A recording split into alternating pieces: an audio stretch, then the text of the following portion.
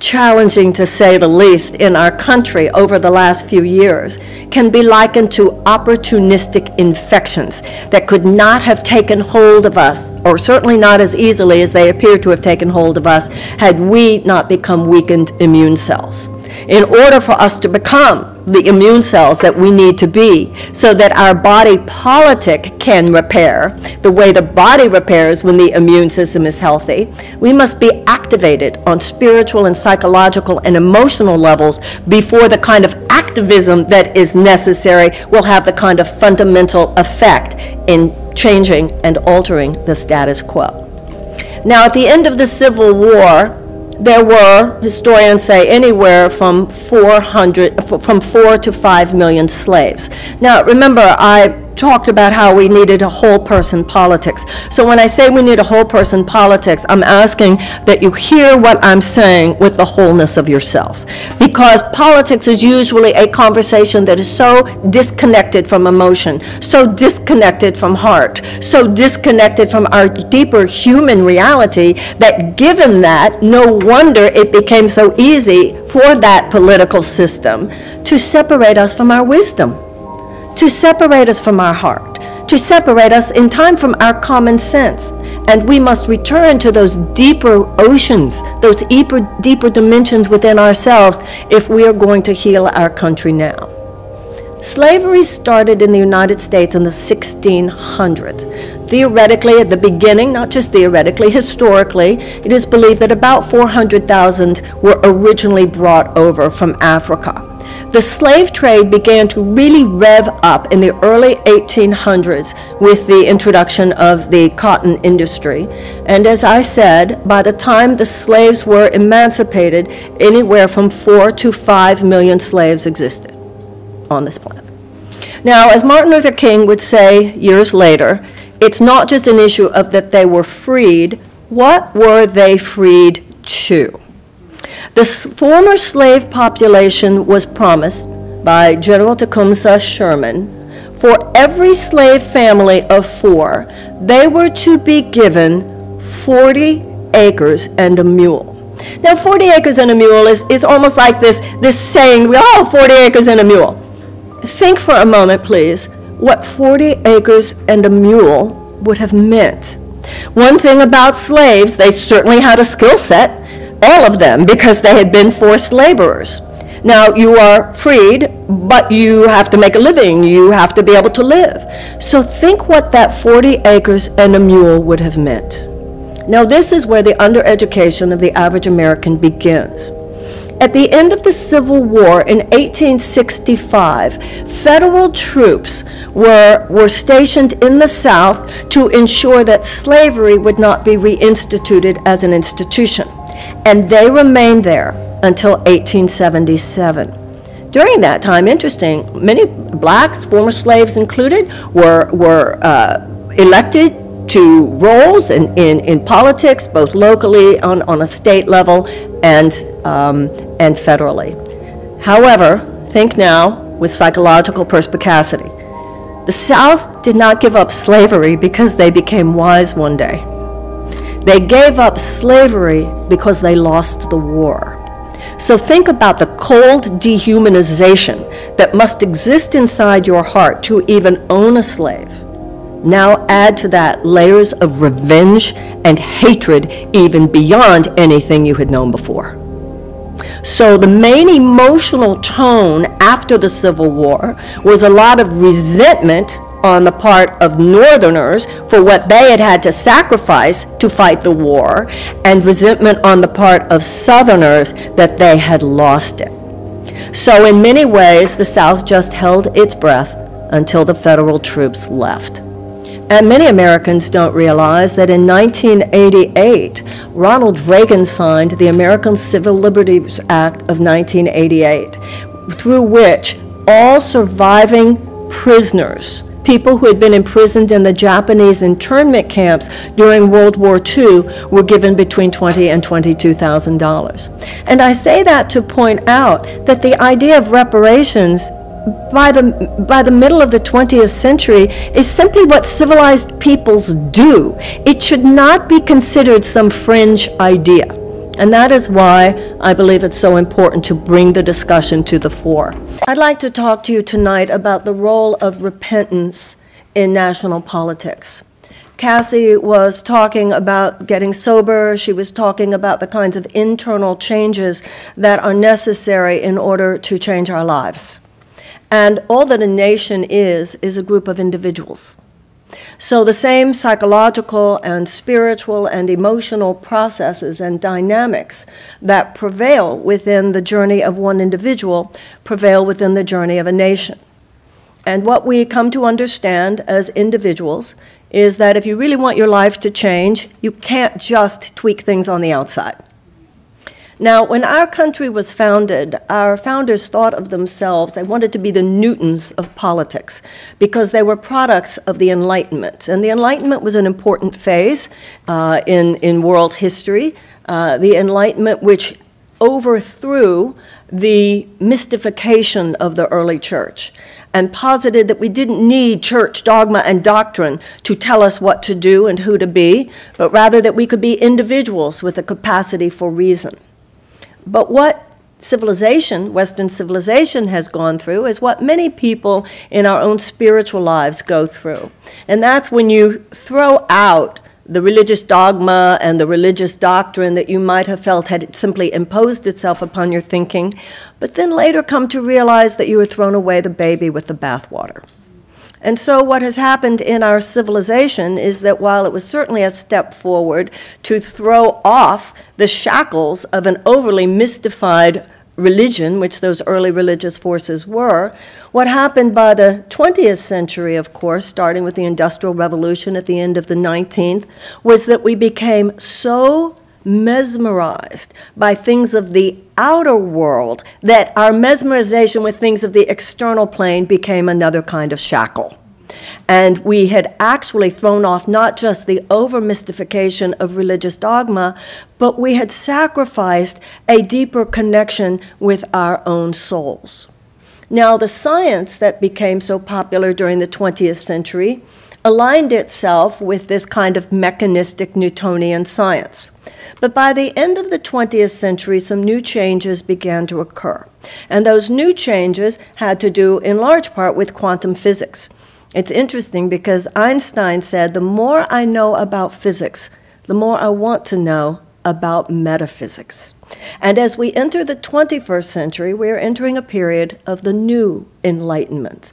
And the new Enlightenment is one in which we realize that in the name of, in the words of a British physicist named James Jeans, it turns out that the world is not one big machine. So in our criminal sentencing and our criminal justice system obviously means we're sliding backwards. Now, as Abraham Lincoln said, we need to confess our national sins. We need to look at what in recovery is called our character defects. America has two main character defects. One has been with us from the beginning. One actually is relatively new. It's really only become this festering wound since the end of World War II. One is racism, and one is militarism. Now, with racism is inherent in this profoundly tragic dichotomy, this ironic dichotomy, which is in our cultural DNA. On one hand, in 1776, the most extraordinary principles were infused into the founding documents of our country, the Declaration of Independence, repudiating, overthrowing the status quo of aristocracy at that time, saying that this country would not belong to just a few people who were entitled to land, to education, to wealth, and so forth, but rather that in this country all men would be seen as created equal, that all men would be seen to have been given by God inalienable rights of life and of liberty and the pursuit of happiness. 41 of the men who signed that document were themselves slave owners. This is baked into the cake. This is the national tension that has been with us from the beginning, as generation after generation has been filled, both by those whose hearts are ablaze with the possibilities inherent in a society dedicated to the equality of opportunity, and also those whose basic attitude has been, no, we will not be doing that. But the historical narrative of America is that we tend to get it right ultimately. That is why slavery was followed by abolition. And even the genocide and cultural annihilation of Native Americans has been followed even now by a rising tide of consciousness, by people standing at Standing Rock, by a conversation about giving back the Black Hills of South Dakota to the Sioux, as they were promised in 1863, in a spate of lawsuits by which treaties that were usually not even negotiated fairly to begin with were then broken by the United States government. And there are more and more people, during the Obama administration, a suit that was settled for $83 million and so forth. The oppression of women was ultimately followed by two major waves of feminism and the suffragette movement. And of course, as we've already discussed, institutionalized white supremacy and segregation in the American South was followed by the civil rights movement. It was one generation's job to abolish slavery. It is our generation's job to abolish racism. It is our time in our society, not just on the issue of race, but on the issue of so many things, to look at our deep character defects, to look at the places where we need to atone. In my candidacy, I talk about the fact that millions of American children live in chronic trauma. I talk about the fact that we spend so many more of our resources preparing for war than we do actively waging peace, both domestically and internationally. But the issue of race continues to be this festering sore, and will be, until we address more than the external symptoms of this character defect, but also address the deeper areas of moral and spiritual dysfunction. Now, as I said before, if you have kicked someone to the ground, you owe it to them to do more than just stop kicking. You owe it to them to help them get back up. If you have taken $1,000 from me and you apologize to me, I'll say, great, thank you. I'd also like my money back. No one would say that if you took $1,000 from me, an apology would be enough. By the 20th century, first of all, it's to be noted, as I said, the former slave population was promised at the end of the Civil War reparations in the form of 40 acres and a mule. So even at that time, there was a realization for the need of economic restitution and economic reintegration or integration into free society in a way that otherwise would not be possible. And I think that if Abraham Lincoln had lived, things might have been different. But he died shortly after the end of the war. So now we are left with a situation where it has continued to be true ever since the end of the Civil War that the former slave population and their descendants have never statistically been able to keep up, to become equal, and to keep up with white society because of so many of the systemic legacies of slavery which have held them back. Now, I know a lot of people point out that we've had a black president and point out Tyler Perry and point out Oprah Winfrey and point out Magic Johnson, et cetera. The fact that a genius, that we have achieved a state in our country where geniuses, no matter who they are, can rise, while much to be celebrated, is not of itself social justice. Because in America, you shouldn't have to be a genius to make it. You should be a citizen of the United States who is entitled to the same opportunities as everyone else. That is the American dream. And so now we are living in a situation where our generation is called to continue the process and the journey of reconciliation. Since World War II, Germany has paid $89 billion in reparations to Jewish organizations. Now, the $89 billion that Germany has paid in reparations to Jewish organizations obviously cannot make the Holocaust not have happened. But it has had tremendous significance, not only economically, but psychologically, in terms of the German reconciliation with the Jews of both Germany and the rest of Europe. I went in and I did that thing where you put on the headphones and you get to hear more than you would have known otherwise.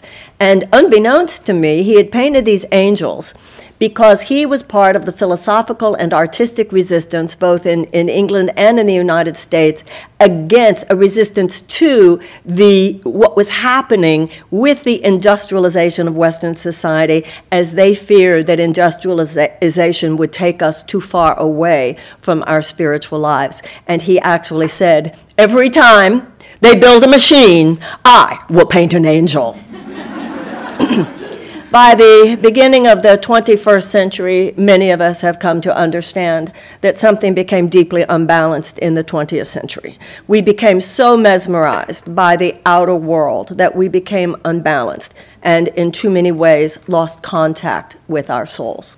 And we came to understand that, just as it says in the Course in Miracles, religion and psychotherapy are at their peak the same thing. Religious principle, in terms of universal spiritual themes, is not about doctrine, and it's not about dogma. It's about the things that Cassie was talking about. It's about the laws of consciousness. The real laws of consciousness aren't a matter of opinion. Books that really deal with deep spiritual truths aren't really trying to persuade anyone of anything. They're written more with a tone of just thought you might like to know. Because how consciousness operates is inalterable truth. There are inalterable rules of external phenomenon, and there are inalterable rules of internal phenomenon. If I drop this book, I know that it's going to fall on the table. You won't say about me, she's so faithful that she knew that. It's not that I'm faithful in the law of gravity. I just know that there is a law, and that if I drop the book, it will land on the table. Same with the laws of consciousness. And one of those laws is the law of cause and effect. It's simply an unalterable law. Now, one of the notions, one of the universal themes of the heart of all the great religious and spiritual teachings is some version of the idea that the universe is self-organizing and self-correcting. Now, you see this in the way the body operates. The cells know what to do. The cells follow a kind of natural intelligence by which they're assigned to work with other cells, to collaborate with other cells in order to serve the healthy functioning of the organ and the organism of which they're part. Every once in a while, as we know, a cell goes insane and it disconnects from that natural intelligence, disconnects from its collaboration, from its collaborative function with other cells, and goes off to do its own thing.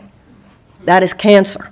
That is a malignancy in the body, and it is also a malignancy in consciousness.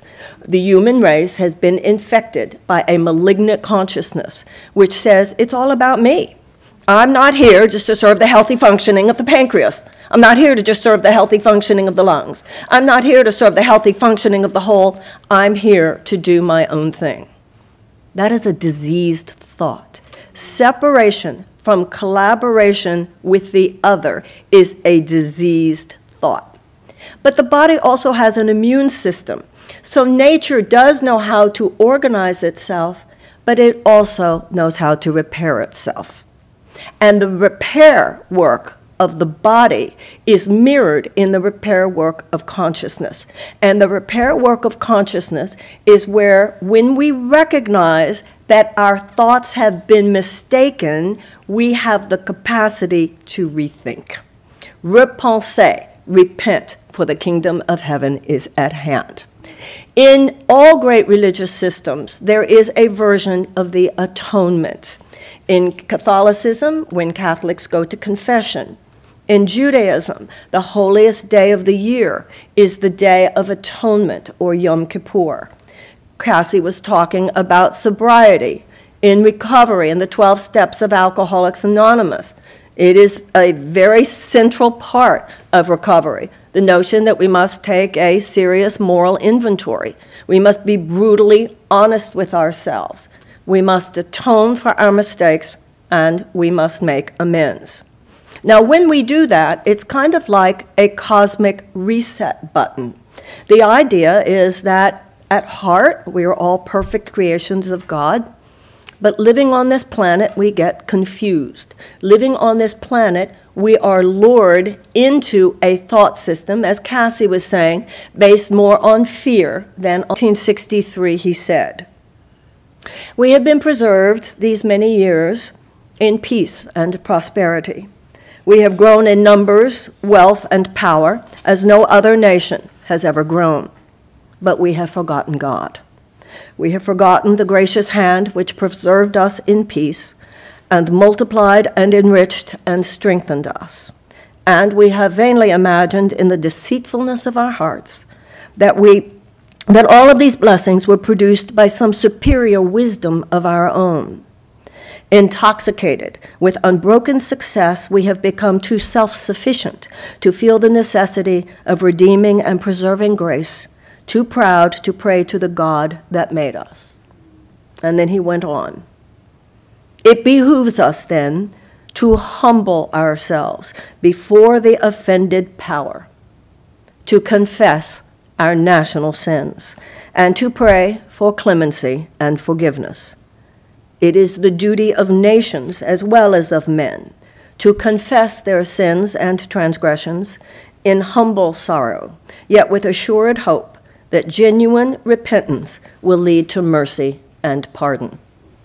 There was no doubt much was written by Lincoln and done by Lincoln to make it very clear that he recognized the Civil War as a great shedding of blood that was a consequence of a great American sin.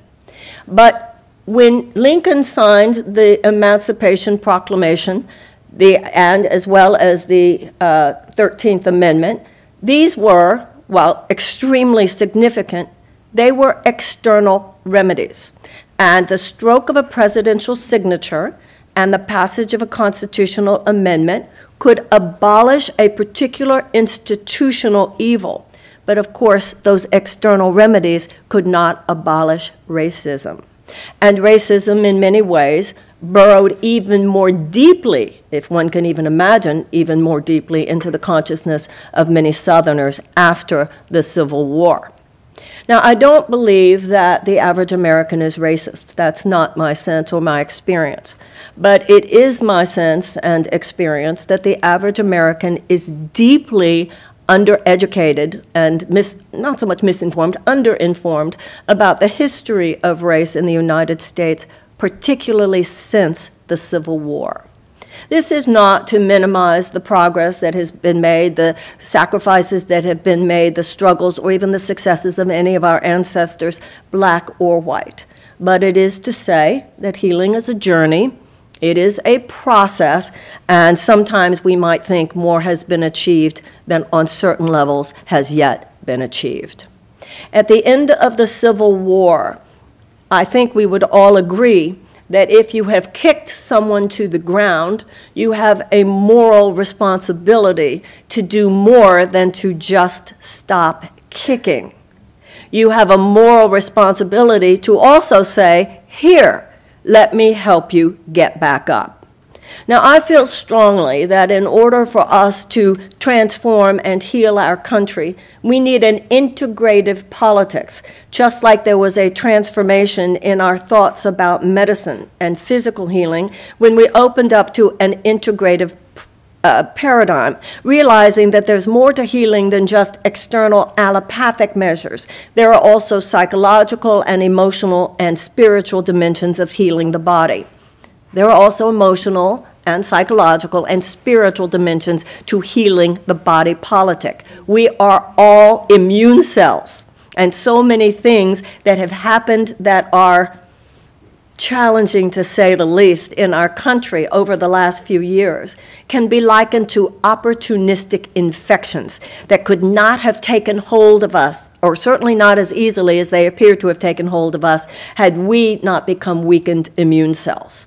In order for us to become the immune cells that we need to be so that our body politic can repair the way the body repairs when the immune system is healthy, we must be activated on spiritual and psychological and emotional levels before the kind of activism that is necessary will have the kind of fundamental effect in changing and altering the status quo. Now, at the end of the Civil War, there were, historians say, anywhere from 4 to 5 million slaves. Now, remember, I talked about how we needed a whole person politics. So when I say we need a whole person politics, I'm asking that you hear what I'm saying with the wholeness of yourself. Because politics is usually a conversation that is so disconnected from emotion, so disconnected from heart, so disconnected from our deeper human reality that given that, no wonder it became so easy for that political system to separate us from our wisdom, to separate us from our heart, to separate us in time from our common sense. And we must return to those deeper oceans, those deeper dimensions within ourselves if we are going to heal our country now. Slavery started in the United States in the 1600s. Theoretically, at the beginning, not just theoretically, historically, it is believed that about 400,000 were originally brought over from Africa. The slave trade began to really rev up in the early 1800s with the introduction of the cotton industry. And as I said, by the time the slaves were emancipated, anywhere from 4 to 5 million slaves existed on this planet. Now, as Martin Luther King would say years later, it's not just an issue of that they were freed. What were they freed to? The former slave population was promised by General Tecumseh Sherman, for every slave family of 4, they were to be given 40 acres and a mule. Now, 40 acres and a mule is almost like this saying, 40 acres and a mule. Think for a moment, please, what 40 acres and a mule would have meant. One thing about slaves, they certainly had a skill set, all of them, because they had been forced laborers. Now, you are freed, but you have to make a living. You have to be able to live. So think what that 40 acres and a mule would have meant. Now, this is where the undereducation of the average American begins. At the end of the Civil War in 1865, federal troops were stationed in the South to ensure that slavery would not be reinstituted as an institution. And they remained there until 1877. During that time, interesting, many blacks, former slaves included, were elected to roles in politics, both locally on a state level and federally. However, think now with psychological perspicacity. The South did not give up slavery because they became wise one day. They gave up slavery because they lost the war. So think about the cold dehumanization that must exist inside your heart to even own a slave. Now add to that layers of revenge and hatred even beyond anything you had known before. So the main emotional tone after the Civil War was a lot of resentment on the part of Northerners for what they had had to sacrifice to fight the war, and resentment on the part of Southerners that they had lost it. So in many ways, the South just held its breath until the federal troops left. The American Civil Liberties Act of 1988, through which all surviving prisoners, people who had been imprisoned in the Japanese internment camps during World War II, were given between $20,000 and $22,000. And I say that to point out that the idea of reparations by the middle of the 20th century is simply what civilized peoples do. It should not be considered some fringe idea. And that is why I believe it's so important to bring the discussion to the fore. In fact, it's not even passed. If you look at Germany today, and you look at generations of young Germans, you can feel, it's energetic, it's in the ethers, you can feel what a gift they were given by the generations that did the deeper work and paid the reparations. You don't feel them carrying around the karmic guilt like even you felt 20 and 25 years ago. And that is because that work was done. And yet we, with a civil war that ended in 1865, are still seeing generation after generation after generation burdened by this awful karmic toxicity.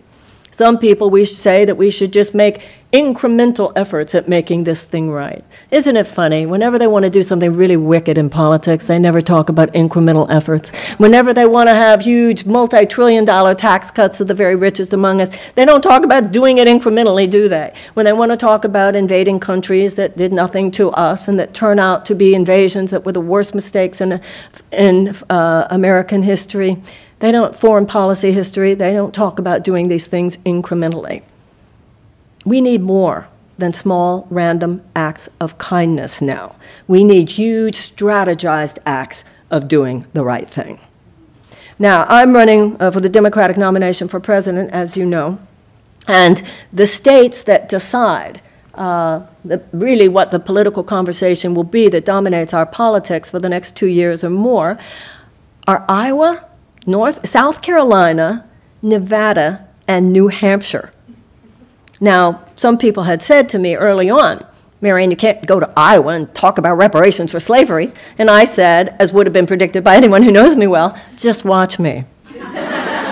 Because this part of interrupting the pattern of the status quo when it comes to politics is not trying to figure out what to say to make people like you or agree with you. I'm not running to be people pleaser in chief. I'm running to the best of my ability, articulate truth as I understand it.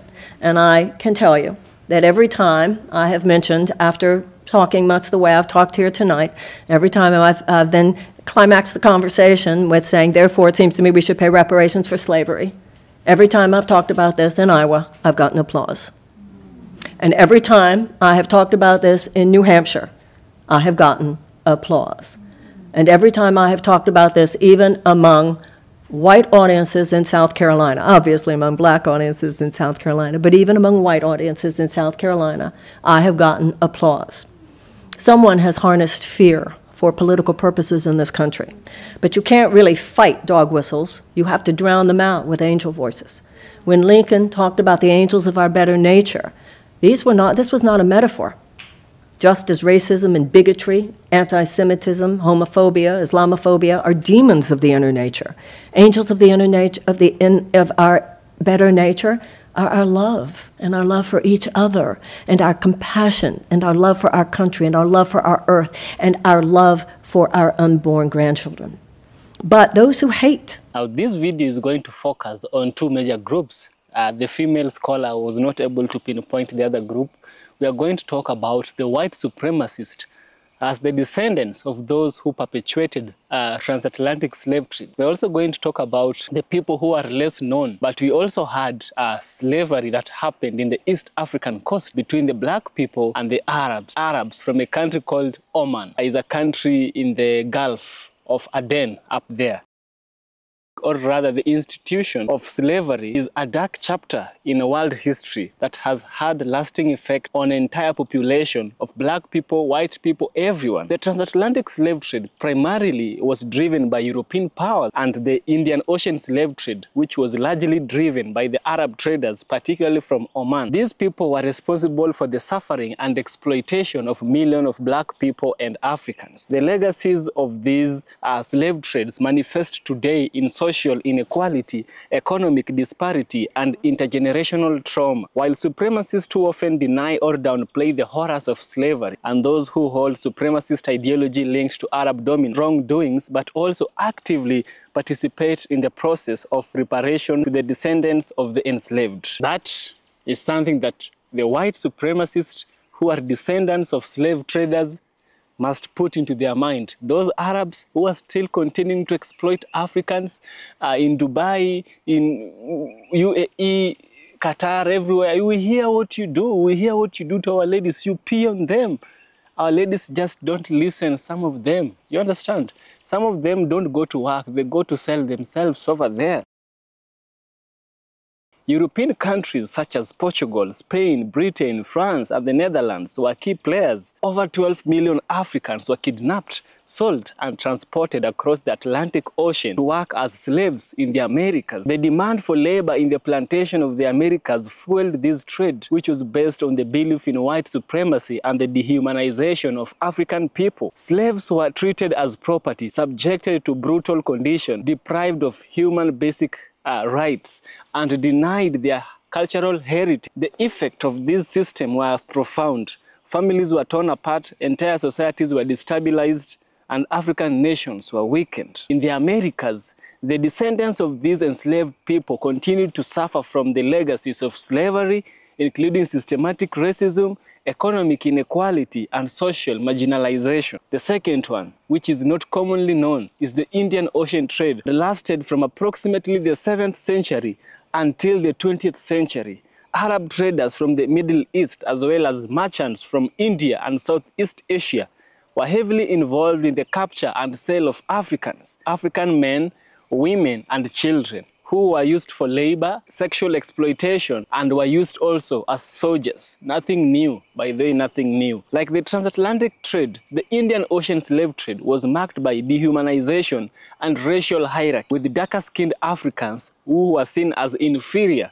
While this trade has often been overlooked in discussions of slavery, its legacy is significant and continues to affect the lives of African descendant people in the Arab world and beyond. You heard what the Arabs did. They would castrate Africans so that African people would not reproduce, so that they wouldn't have black people in their own country. That is how much they disliked the black skin. That is how much they disliked you as a black person. You who is trying to change your skin to look like a white person. You're chasing to look like somebody who oppressed you, somebody who castrated you. I'm not saying the people who are present today are the ones, but I'm saying that the ideas are still present up to date. It hasn't fully gone away. It's still there. At the heart of any apology is the acknowledgement of wrongdoing. White supremacists who often subscribe to ideologies that glorify European colonialism and the legacy of slavery must first come to terms with the brutal realities of the transatlantic slave trade. Arab communities must confront the role that their ancestors played in the Indian Ocean slave trade. Apologizing for slavery is not simply about recognizing historical guilt. It is about acknowledging the suffering of those who were enslaved and their descendants. An apology serves as a validation for their suffering. It acknowledges that their pain was real and that their ancestors were wronged. This validation is essential for the process of healing intergenerational trauma. For the perpetrators, an apology can be a transformative act. It requires humility, self-reflection, and a willingness to change. By apologizing, white supremacists and those who continue to benefit from the legacies of slavery are forced to confront their own complicity in systems of oppression.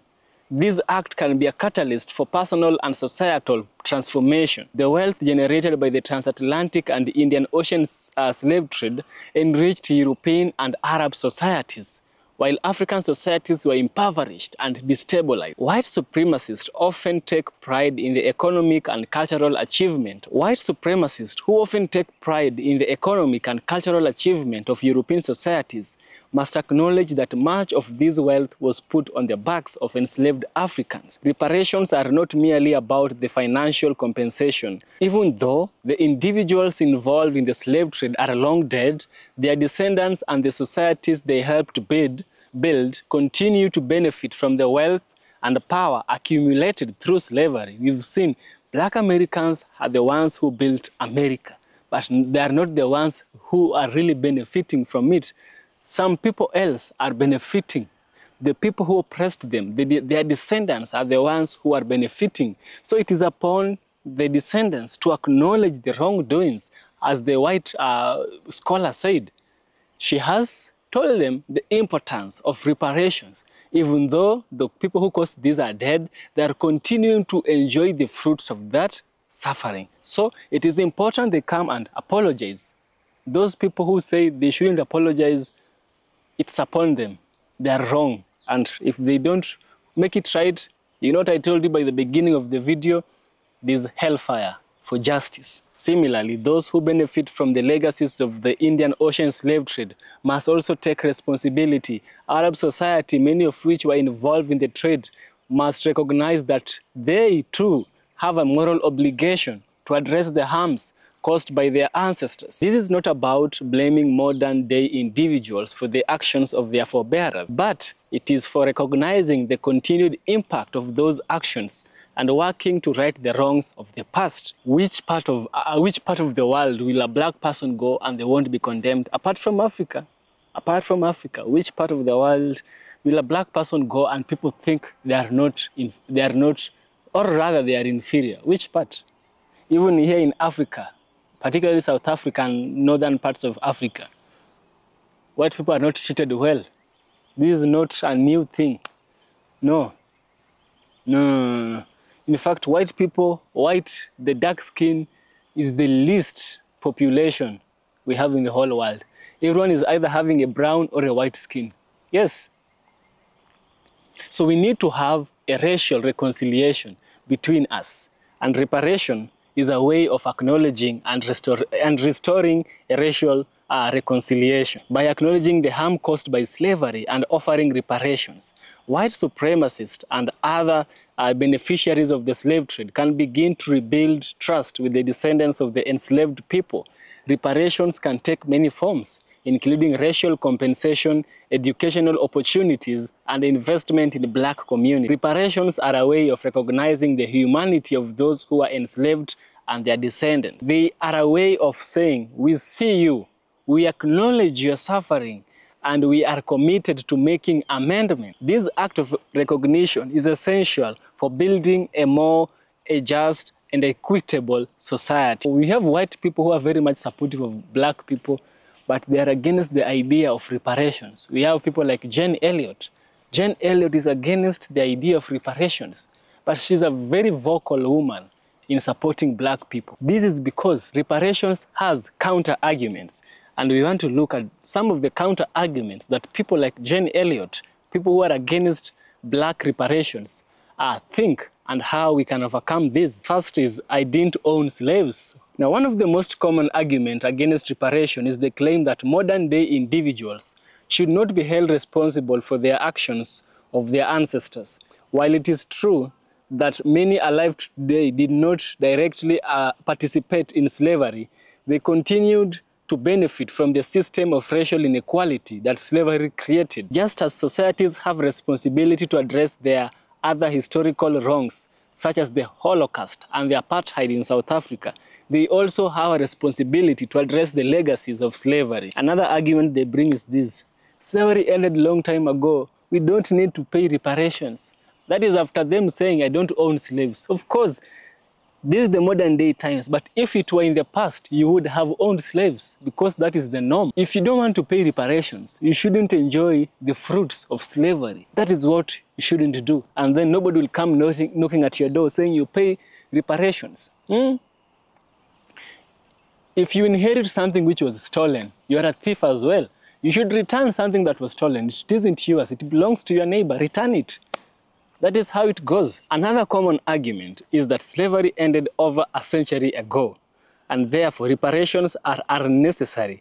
However, the effects of slavery did not end with emancipation. The descendants of enslaved people continue to suffer from the legacies of slavery, including systemic racism, economic inequality, and social marginalization.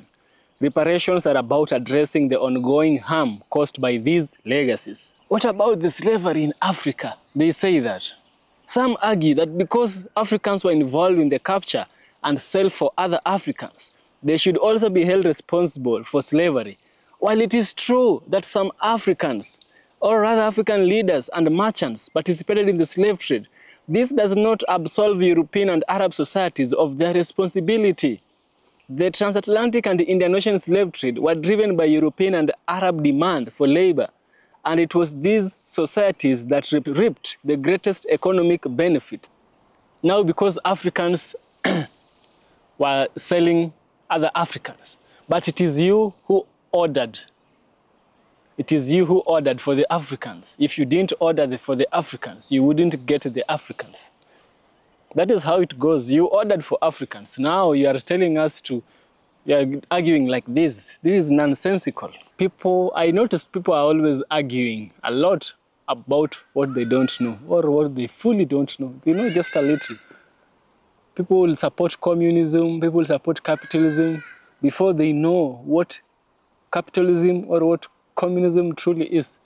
Before people argue against reparations, they first must understand the full impact of the transatlantic slave trade, they must visit Cape Coast Castle. They must visit Fort Jesus here in Kenya. You must visit such places for you to open your mouth and say you don't want Africans to be paid reparations. A wrong was done. Let's not shift the responsibility of correcting our wrongs, lest we be thrown in the lake of burning fire, burning sulfur. This is EFK Original Documentaries. I hope you love my videos, and if you do, subscribe, offer me a super thanks. I will so much appreciate. See you in the next one.